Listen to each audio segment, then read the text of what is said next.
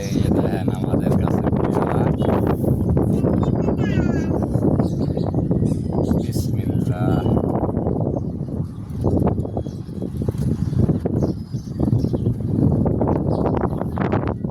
কিছু কিছু নারী আছে যাকে উপরের রং একরকম ভিতরের রং আর এক রকম। আমাকে পেয়ারার উপরের রং হয়েছে একরকম, ভিতরের রং আর এক রকম। ওফ, ওই কি রে? মধু মধু।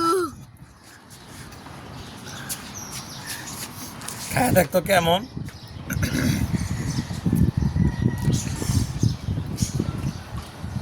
সেই স্বাদ সেই স্বাদ।